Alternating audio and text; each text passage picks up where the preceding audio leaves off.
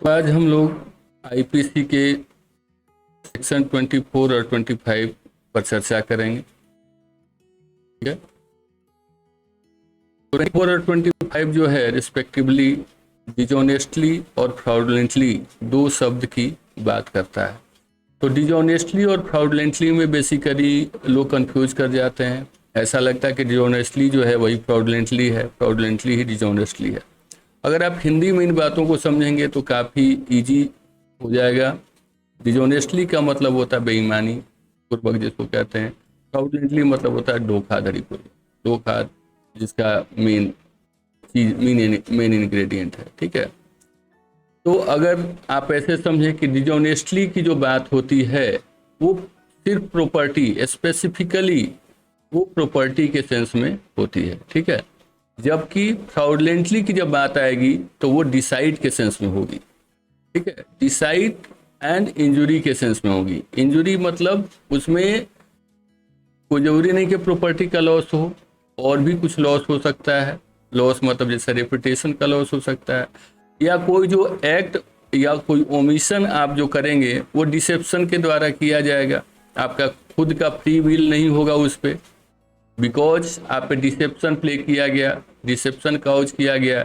इसके कारण आपका एक्ट और ओमिशन प्रभावित हुआ, आपका एक्शन प्रभावित हुआ। आपने वो एक्ट किया जो शायद आप वो एक्ट नहीं करते अगर आप पर डिसेप्शन नहीं किया गया होता।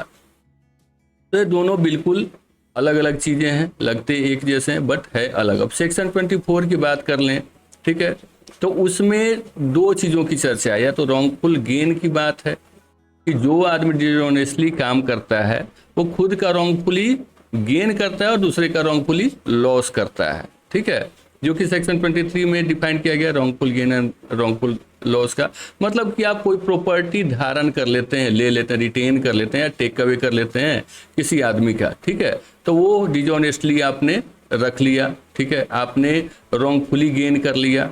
ठीक है, या तो रॉन्गफुल गेन किया तो दूसरे का रॉन्गफुल लॉस होगा, तो वो क्या होगा डिसऑनेस्टी, यानी ये वहाँ बात प्रॉपर्टी की हो जाती है।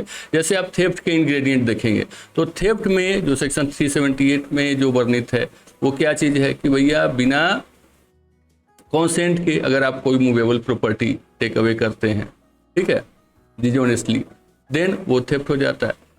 अब आप उदाहरण का देखें, डिसऑनेस्टली का जो उदाहरण है अगर आप देखेंगे कि मान लीजिए ए कोई क्रेडिटर है, उसने बी को कोई प्रॉपर्टी दिया या कुछ भी दिया, ऐसे उधार के रूप में कुछ भी दिया जो कि बी ने लौटाया नहीं। अगर ए उसको बिना बताए कोई प्रॉपर्टी को उससे मूव करता है, ठीक है, उससे ले जाता है उसके विदाउट कॉन्सेंट को, तो यहाँ पर वो क्या होगा, ये थेफ्ट के लिए वहाँ पर वो लायबल होगा।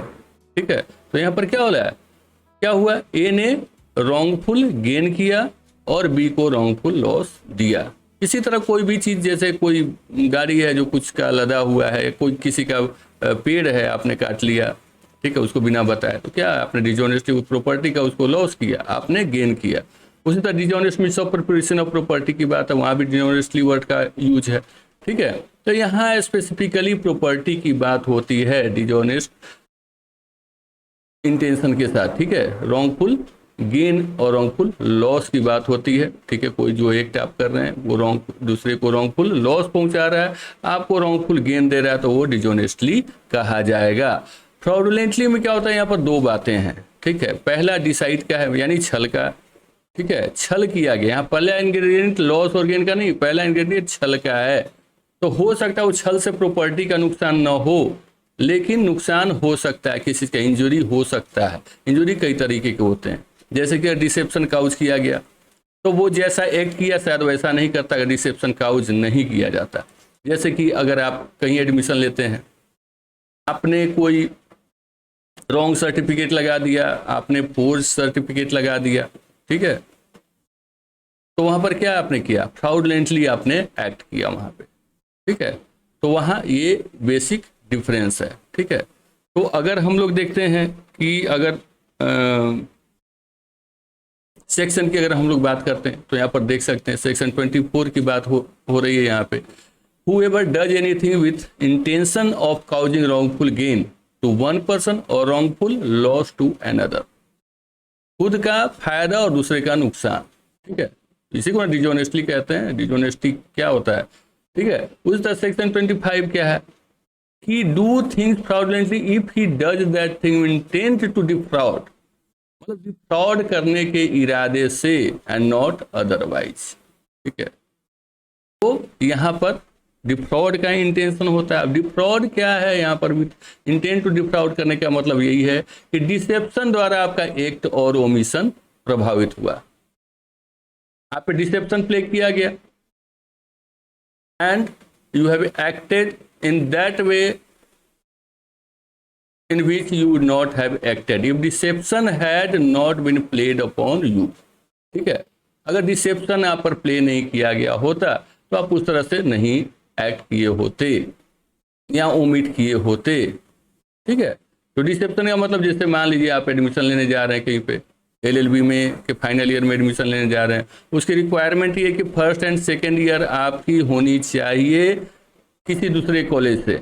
आपने ऐसा नहीं किया, आपने सीधे थर्ड ईयर में जा करके किसी कॉलेज में अप्लाई कर दिया और फर्स्ट एंड सेकेंड ईयर का किसी दूसरे कॉलेज से कोर्स सर्टिफिकेट लाकर जमा कर दिया। तो आपने क्या किया, फ्रॉडलेंटली एक्ट किया।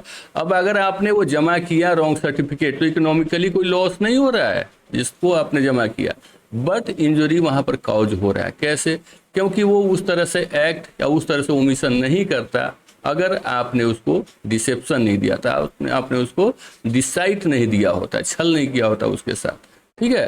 तो ये बातें फ्रॉडलेंटली में आ जाती, ठीक है। अब देखिए इसमें कुछ केसेस की बात है कि जैसे क्वीन इम्प्रेस और असगर अली में ये बातें सामने आई कि जो है कोई अगर प्रॉपर्टी का नुकसान न हो तो भी जो एक्ट है वो फ्रॉडलेंटली में आएगा। प्रॉपर्टी कोई नेसेसरी इंग्रेडिएंट फ्रॉडलेंटली का नहीं है, ये डिफाइन हुआ था Queen Empress versus Asghar Ali में। उस तरह Queen Empress versus Shashi Bhushan में ये बातें सामने आई थी, ठीक है। क्या बात है, वही LLB की बात है, BHU में एडमिशन लेने की बात थी, उसमें कहानी यही थी। बट बात यही है कि आपने अगर कोर्स सर्टिफिकेट लगाया तो आपने फ्रॉडलेंटली वहाँ पर एक्ट किया, भले ही कोई इकोनॉमिक नुकसान हो या ना हो, बट आपने वहाँ पर फ्रॉडलेंटली कार्य किया।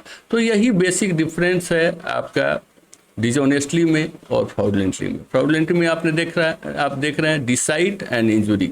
इंजुरी मतलब कोई भी किसी भी तरह का नुकसान रिपीटेशन का हो सकता है, कोई इंटेंजिबल फॉर्म में हो सकता है, कुछ भी इस तरह का कोई, जैसा कि आपने देखा कि एक्ट या ओमिशन आपने जो किया वो अगर हो सकता है कि डिसेप्शन आप पे प्ले नहीं किया होता, आपने नहीं किया होता, तो ये भी तो एक तरह से इंजुरी है। हम एक नेचुरल वे में कार्य कर रहे हैं और हम दूसरे तरह से कार्य करें, अगर हमको कोई गलत इन्फॉर्मेशन दिया गया तो वो भी एक काइंड का इंजुरी है यहाँ पे, ठीक है। जबकि डिसऑनेस्टली में आप देखते हैं सिंपल सी बात है कि रॉन्गफुल गेन और रॉन्गफुल लॉस की बात होती है। इस तरह का एक्ट करना कि हमारा फायदा और दूसरे का नुकसान हो जाए। तो हमारा फायदा नुकसान और दूसरे का नुकसान कब होगा, जब कोई प्रॉपर्टी की बात आएगी, ठीक है। और सेक्शन 24 में डिसऑनेस्टली है, सेक्शन 25 में फ्रॉडलेंटली है, सिंपल सा बात है, ठीक है।